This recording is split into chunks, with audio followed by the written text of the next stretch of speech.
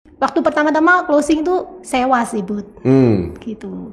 Jadi closing sewa udah seneng ya, dalam 1 bulan tuh sudah bisa closing sewa. Berikutnya closing rumah. Tanah itu kan saya sih sudah izin ya pasang plang. Terus ada izin yang sembarangan pasang aja.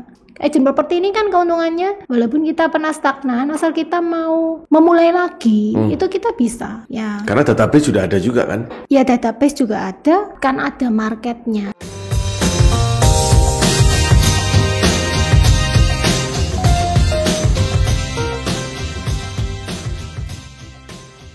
Hello Winmax Family, jumpa lagi dalam channel Winmax Gallery.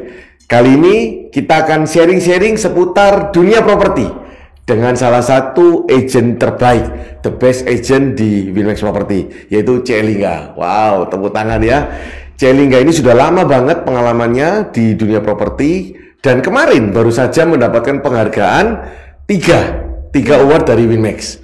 Yang pertama The Best Listing, yang kedua Winners Club, dan yang ketiga The Best Transaction. Betul ya? Nanti cerita-cerita ya Ci ya. Nah, untuk menginspirasi kita. The Best Listing ini diberikan karena C. Elingga dianggap dan dikenal memiliki listingan properti-properti yang selalu lokasi favorit. Ya, properti-properti yang favorit dan harganya juga masuk akal. Artinya C. Elingga berhasil sebagai agent mengedukasi vendor atau owner untuk bisa menjual di harga yang fair. Bukan yang ketinggian sehingga nggak laku-laku ya kan. Nah, itu. Yang kedua, mendapatkan The Winners Club. Masuk The Winners Club. Artinya Winners Club ini diberikan untuk agent-agent yang selama 2022 Januari sampai Mei sudah mendapatkan income ratusan juta rupiah, dan C. Elingga masuk juga. Ada beberapa yang masuk kemarin, salah satunya C. Elingga. Dan yang ketiga adalah The Best Transaction, ya. Artinya C. Elingga ini mendapatkan transaksi yang boom besar nilainya ya di 2022 ya. 2021 juga kemarin juga luar biasa juga. Nah, tapi 2022 lebih moncar lagi nih. Nah, sekarang kita ngomong-ngomong nih. Nah, C, sudah lama nggak sebagai agent properti? Dari tahun berapa? Kalau nggak salah dari tahun 2018 ya. 2018, berarti 4 tahun ya? Iya. 4 tahun sebagai agent properti. Jalan 5 tahun sih ya. Oh, pengalamannya selama jadi agent gimana aja? Bisa sharing? Ya. Awal mula masuk juga, mungkin boleh sharing. Ya. Gitu. Awal mulanya ya kita kan sebagai ibu rumah tangga ya, jadi ya juga belum tahu sih bisa jadi agent atau enggak. Cuman kan karena kesibukannya keluar masuk mall terus, jadinya kan boring ya. Ini sosialita ini ya. Karena kan antar jemput anak. Oke. Ya. Jadinya ya minta sama Tuhan ya, minta pekerjaan. Nah, ya puji Tuhannya dapet agent properti. Waktu itu ada temen yang nge-share. Terus ya karena coba ya. Kalau kita nggak pernah coba, kita ya nggak pernah tahu. Ya dengan knowledge yang terbatas ya, tapi kita langsung action. Jadinya ya puji Tuhan ya, semua karena kemurahan Tuhan. Jadi waktu pertama-tama closing tuh sewa sih, Bud. Gitu.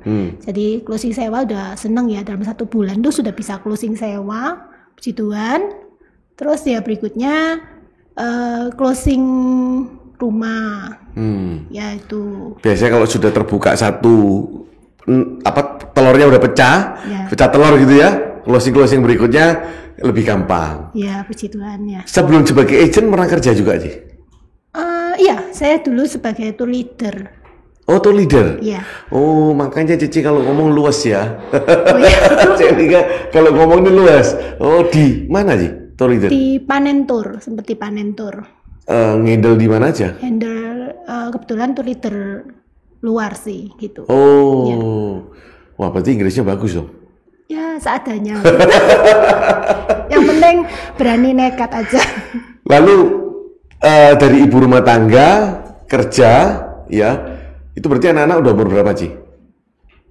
Yang agent properti ini. Sebagai agent waktu itu? Waktu itu anak-anak udah mungkin masih SD ya, SD mungkin kelas 3 gitu. Udah bisa ditinggal lah pokoknya ya waktu itu ya?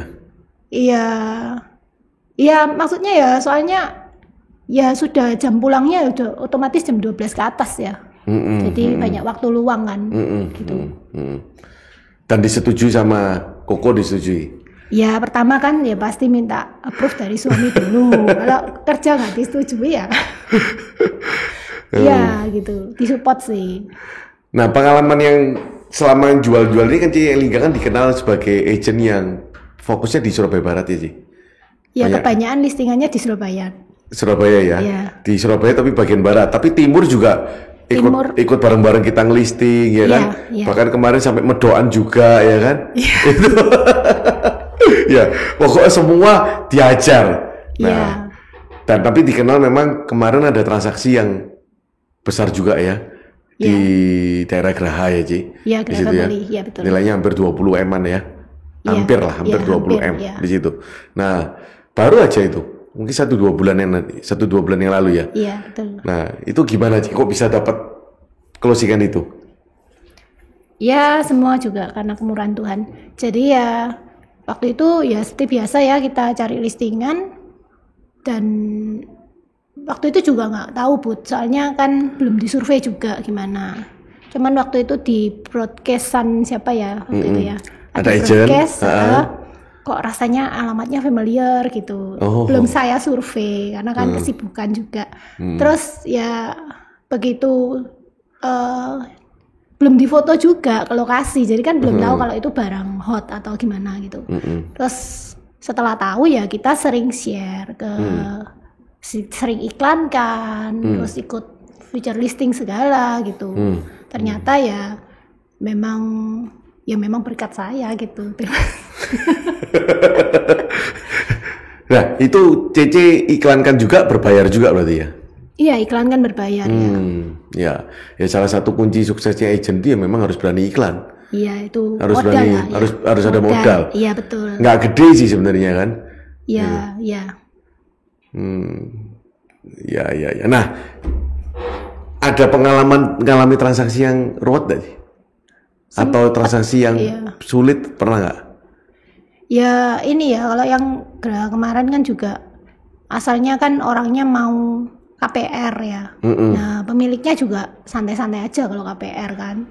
Ternyata mendekati sudah deadline baru diinfo tuh kalau mau bayar cash. Nah, pemiliknya kan asalnya mungkin dia sudah pernah punya pengalaman itu sudah di closing tapi ternyata batal. Jadi pemiliknya tuh santai-santai.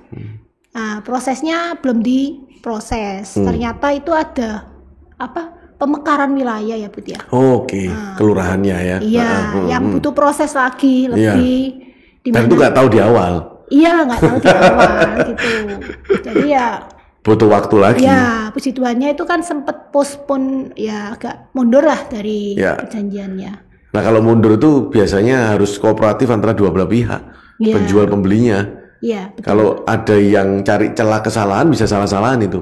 Iya. Puji Tuhannya ya memang marah sih sebetulnya. Cuman ya karena ya sudah saling sepakat, pembelinya juga orang yang bertanggung jawab, jadi ya penjualnya mau ngerti juga akhirnya. Ya, penjualnya juga mau bantu proses supaya cepat juga. Jadinya ya bisa transaksi ini terjadi itu. Kalau posisi seperti itu aku bisa bayangin biasanya paling stres kan agentnya ya. Karena penjualnya sama pembelinya biasanya nggak mau komunikasi. Kalau sudah gini kan, kalau mereka langsung komunikasi malah nggak enakan kan. Mintanya lewat agentnya yang menyampaikan. Dan kita harus bisa mengelola nyampaikannya supaya nggak menyinggung dua belah pihak. Iya, betul. Dan Ci Elingga berhasil ya. Aku ikuti waktu itu. Karena kalau kita nggak filter bisa gegeran. Itu salah satu manfaat saat ada agent properti. Jadi orang mikir kadang, wah agent ini kenapa sih kita per fee ya kan? Nah salah satunya ya selain lebih cepat terjual, kita punya network, juga salah satunya adalah saat menghadapi transaksi yang kita nggak tahu transaksi ini properti nggak kayak jual beli handphone. Iya, betul. Melibatkan banyak pihak, salah satunya notaris, salah duanya bank. Nanti saat proses ada BPN. Ini Ci Elingga kena lagi ada kecamatan, kelurahan, pemekaran wilayah, banyak banget. Belum lagi kalau ada ahli waris di situ ya kan. Terus pembeli pun nggak cuma satu kan. Kalau dia join beberapa. Iya, betul. Kalau dia sudah nikah sama istrinya, ya kan. Kalau belum nikah sama orang tuanya, kadang orang tuanya ikut-ikut. Banyak macam-macamnya. Iya. Itu. Yang kemarin tuh juga ada perjanjian pisah harta sih. Jadi ya aktanya juga harus jelas dulu untuk pisah hartanya gitu. Iya. Jual beli properti itu sebenarnya mengandung resiko nggak sih, menurut Cici? Ya pastinya segala sesuatu ada risikonya ya Bud ya. Iya, jadi ya resiko dimarahi klien, ya jadi ya resiko juga banyak ya, kadang dibatalkan atau gimana gitu. Kalau resiko bagi pemilik dan pembeli ada nggak sebenarnya resiko dalam jual beli properti itu? Risikonya ya kalau pembeli kan dia mungkin kadang ada pembeli yang dibohongi legalitasnya kurang beres atau gimana seperti itu. Itu risiko pembeli salah satunya. Atau bisa juga penjualnya sudah janji jual, terus habis itu mangkir ya kan, jual ya, batal jual ya kan, cari harga yang lebih tinggi. Ya betul Bud. Gitu. Ya. Resiko bagi penjual ada juga kan Ci? Resiko bagi penjual ya ketipu mungkin ya, pembelinya pembeli fiktif atau janji tapi nggak ngasih DP, sudah tanda tangan nggak ngasih uang tanda jadi. Seperti itu ya. Ya. Kalau yang Graha ini kemarin juga sempat alami itu ya itu dipending lama, ternyata tidak ada transaksi seperti itu. Sebelum sama Cik Elingga. Iya betul. Dan akhirnya dia trauma. Iya. Nah ini loh teman-teman Winmax Family. Kenapa peran agent itu penting? Itu salah satunya adalah penjual pembeli ini ada resikonya. Iya betul. Bukan nggak ada resiko, ada resikonya. Pembeli resikonya uang DP-nya taruh mana, itu nomor satu, ya kan? Dia kasih tanda jadi kemana? Oh dia sama penjual nggak kenal, di situ. Penjual jual properti baru satu. Kalau agent kantor itu kan jual properti sudah banyak. Otomatis secara pengalaman kita menghadapi banyak kasus seperti ini. Cik Elingga transaksinya sudah puluhan transaksi. Jadi kepintaran dalam menghadapi masalah itu pasti sudah lebih mengerti di sana. Ya. Di sini pentingnya agent properti ya sebagai penengah gitu. Jadi jika lebih secure ya, lebih aman dan juga lebih bisa terhandle dengan baik gitu. Ya. Tapi ada juga agent properti yang nggak menjalankan perannya dengan baik, ada juga nggak sih? Iya pasti ada lah. Di lapangan pernah ketemu ya.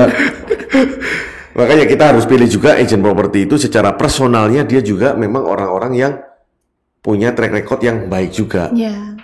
Gitu.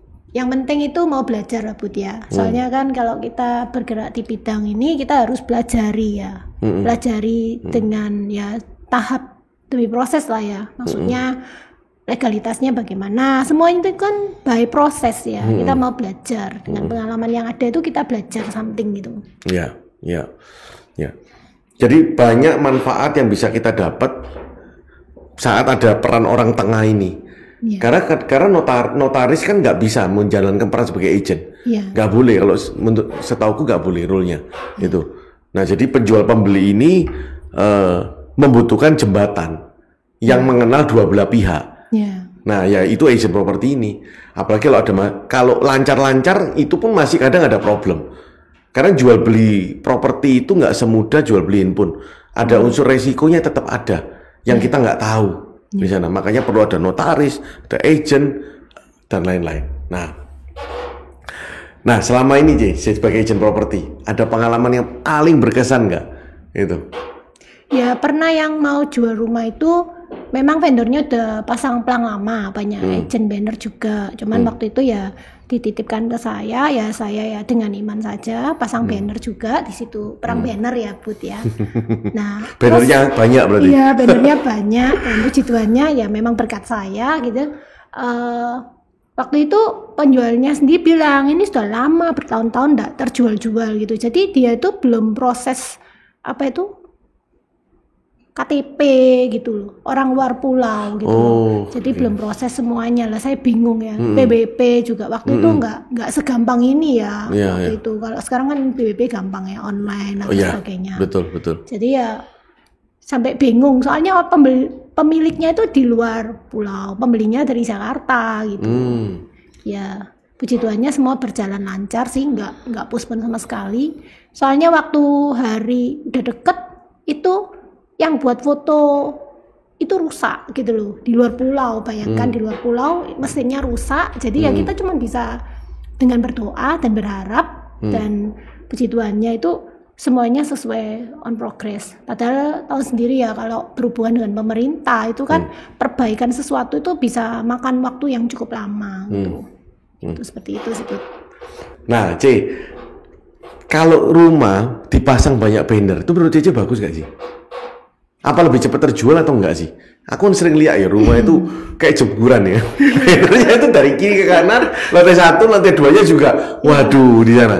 Nah, itu bagus gak sih? Sebagai agent yang sudah profesional dan pengalaman Cici gimana? Ya terus terang kalau banyak banner ya pasti mempengaruhi penampakan ya. Penampakannya jadinya ya dari akhirnya tak ketok ya, kayak jemuran gitu ya. Jadi nggak kelihatan bentuk rumahnya juga di foto. Cuman kan itu ya namanya perang dagang gitu. Perang banner ya kan? Iya, gitu. perang banner. Tapi sebenarnya pengalaman, kalau boleh ngomong ke owner, ya kan, vendor-vendornya kan banyak nih yang punya properti mau dijual. Bagus gak sih? Disarankan gak sih sebanyak-banyaknya banner itu? Ya nggak disarankan sih. Karena penampilan rusak otomatis kan. Karena penampilannya bisa. Kalau aku ya, banner banyak gitu ya. Kesannya adalah satu, rumah ini lama nggak laku. Iya. Betul nggak? Kesan dapatnya lo ya.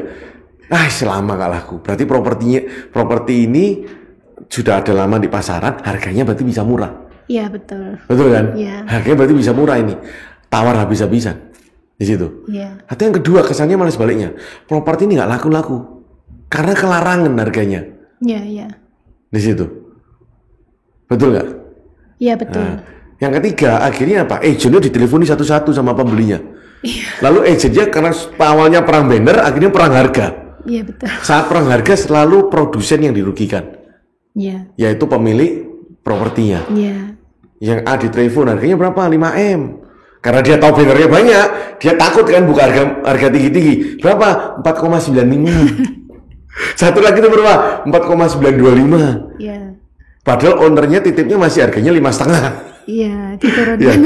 Nah ini teman-teman perlu tahu. Jadi kalau banyak banner itu, menurut Cik Elingga dan menurut saya pribadi, lihatnya juga sebenarnya bukan hal yang baik. Iya. Makanya kalau mau eksklusif banner, yang boleh pasang paling hanya 2-3 agent atau eksklusif listing.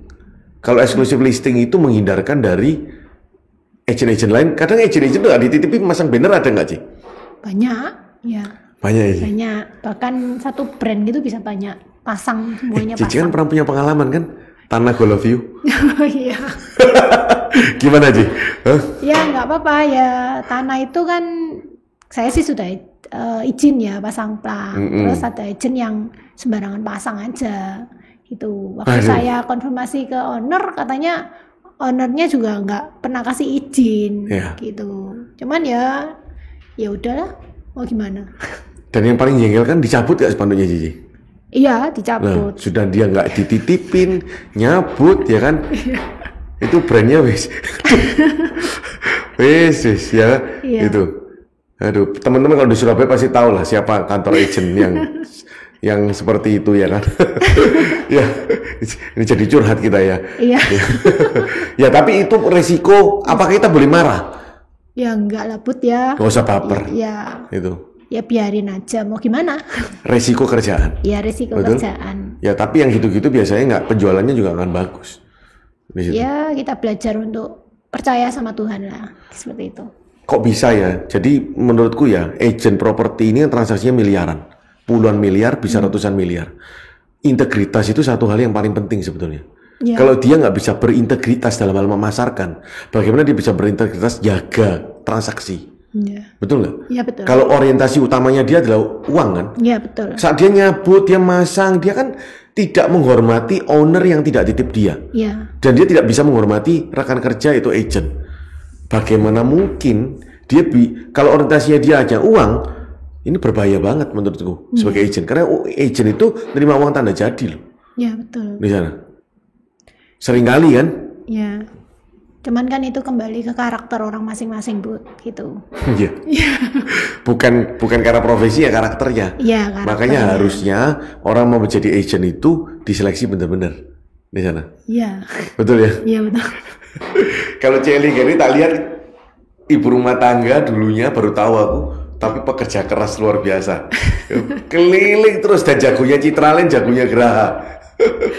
C, Iya. terakhir boleh sharing nggak kunci kesuksesannya Cici, keberhasilan Cici sampai hari ini, tips-tipsnya apa Cici?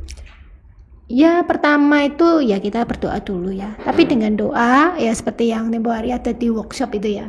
Kita harus berusaha ya. Berusaha. Jadi kita tidak boleh berdiam diri gitu. Harus ada usaha yang mendampingi doa tersebut ya. Iman itu harus dengan perbuatan gitu. Iman tanpa perbuatan itu mati. Jadi ya kita berusaha. Nanti ya biar Tuhan sendiri yang memberkati seperti itu. Manusia berusaha, Tuhan yang menentukan. Ya. Jangan dibalik ya. Manusia yang menentukan, yang doa, mintanya ini, Tuhan yang suruh berusaha. Kebanyakan seperti itu sih. Ya. Banyak loh agent properti juga seperti itu. Bukan hanya di agent sih, semua pekerjaan sih selalu menghasilkan 20-80. 20% sukses, 80% gagal. Iya. Rata-rata lah semua. Karena banyak berharap pada mujizat ya. Jadi ya ada proses di balik semuanya itu juga sebagai agent properti itu ndak segampang yang kita pikirkan. Ada up and down yang akan dialami oleh setiap agent. Dan itu kita harus bisa memotivasi diri sendiri karena nggak ada yang saat-saat kita down itu kita harus punya iman yang kuat itu. Kalau kita nggak punya iman ya akhirnya ya banyak kan agent properti yang sudah stagnan, terus stop. Saya sempat stagnan soalnya juga gitu. Jadi ya waktu-waktu stagnan kita perlu untuk bisa memacu diri sambil ya kita lakukan lagi seperti itu. Agent properti ini kan keuntungannya walaupun kita pernah stagnan, asal kita mau memulai lagi itu kita bisa. Ya. Karena database sudah ada juga kan? Ya database juga ada, terus juga selalu akan ada marketnya seperti itu. Ya. Dan saat COVID ini juga C-Liga penjualannya juga teman-teman tahu sendiri, penjualannya juga oke. Winmax juga oke ya kan? Door, close. Properti itu di masa apapun selalu ada penjual maupun pembelinya. Saat ekonomi susah, penjualnya banyak. Harganya mungkin ada yang murah ya kan? Pembeli muncul. Saat ekonomi bagus, penjualnya yang ngadian jual mahal ya kan? Pembelinya yang ngejar-ngejar ya kan? Tinggal dibolak-balik doang di situ. Yang musuhnya properti yang paling besar itu secondary aku bilang ya, itu adalah kerusuhan. Oh iya. Kalau kerusuhan perang, jatuh. pasti ada yang beli pasti. Ada yang beli, ada yang nekat kan. Ada yang nekat. Saya ya pernah mertua saya sih. Waktu Jakarta kerusuhan ya. Oh beli? Nah, malah dia datang. Malah dia datang terus beli rukonya dengan harga murah. Tapi sekarang ini malah harganya naik dan disewakan terus, peminatnya banyak. Murahnya seperti apa sih waktu itu sih? Waduh, saya kurang tahu ya. Murah banget sih. Soalnya orang-orang pada lari masuk ya. Dia malah datang. Iya. Kalau kerusuhan mungkin masih oke. Kalau perang itu udah pasti hancur ya. Oh iya kalau perang. Kayak Ukraina itu hancur udah pasti propertinya. Udah ada yang beli ya kan. Oke. Nah, pesan-pesan lagi ya terakhir mungkin untuk teman-teman silakan. Ya. Pesan saya ya sebagai kita ini sebagai terutama ibu rumah tangga mungkin kita ini juga harus berjuang ya untuk suami dan anak-anak terutama pada saat pandemi ya bagaimana pola pikir kita. Kalau orang bilang oh pandemi ini susah ya kita beneran susah, tapi memang ada beberapa saudara teman saya yang jadi agent properti dia bilang wah nggak bisa jual pandemi ini, tapi ternyata ya saya lihat di Winmax juga wah luar biasa kan penjualannya. Jadi saya lihat itu dari pola pikir kita. Kalau kita sudah bilang nggak bisa ya kita nggak akan berusaha, tapi kalau kita bisa ada pola pikir positif ya seperti Pak Budi ini kan pola pikirnya positif. Jadi kita berjuang. Dengan berjuang itu nanti akan ada hasil. Jadi seperti itu. Jadi jangan pernah mengejas diri tidak bisa, karena sebelum kita coba kita nggak tahu kita bisa atau enggak. Gitu. Mantap. Terakhir lagi Ci. Kalau untuk orang yang mau jual properti Ci, atau yang mau beli properti supaya bisa lebih cepat terjual, yang beli juga bisa dapat barang yang bagus, ada tips nggak? Ya ada, titipkan di Winmax saja. Simple ya. Agent profesional. Titipkan di C-Liga, ini nomornya ya. Titipkan di saya juga. Ya, itu teman-teman semua sharing dari Cik Lingga. Bagi teman-teman yang jual properti kesulitan, nggak laku-laku, beli properti nggak laku, beli properti juga nggak dapat ya. Pesan yang mungkin bisa teman-teman dapat dari sini adalah yang salah satu tadi Cik Lingga ngomong, kalau pasang banner jangan banyak-banyak. Ya, kalau titip agent sekarang akan terjadi price war, akan merusak harga. Titip agent yang profesional yang mau keluarkan budget untuk iklan, ya, untuk budget untuk iklan. Kalau dia nggak punya budget untuk iklan, dia harus punya network, database. Kalau nggak, gimana dia masarinnya? Ya, dia sudah lama berkecimpung di agent, itu juga akan menambah kecepatan dia untuk bisa menjual, ya. Dan tanya kepada agentnya itu apakah dia fokus di daerah sana. Kalau dia sudah lama pengalamannya tapi dia nggak fokus, misalkan di Papua misalkan, Cik Lingga walaupun sudah lama dia nggak ngerti Papua, ya untuk apa titip sama Cik Lingga, istilahnya kan gitu ya Cik, betul ya, di situ. Nah, jadi harus tanya dulu ya seberapa besar effort juga dari barang itu akan dipasarkan. Nah, jadi teman-teman semua, semoga podcast hari ini sama Cik Lingga bisa mendapatkan banyak manfaat dan knowledge baru, terutama bagi teman-teman juga yang kepingin jadi agent properti di sana. Kita bisa contoh Cik Lingga, ibu rumah tangga, tapi bisa closing dar-dor terus. Kalau di Winmax itu ngomongnya closing dar-dor, ya sewa, jual, barat ke timur, di listing semua sama dia. Karena Surabaya ini walaupun gede, tapi kita sebagai agent properti itu ya kita harus mengerti semuanya di sana. Dan kalau kita transaksi ada problem segala macam juga bisa tanya kepada Winmax. Walaupun nggak transaksi lewat kita, teman-teman boleh tanya sama kita. Ya, kita bisa bantu memberikan advice-nya. Thank you Winmax. Sekarang pasti bisa.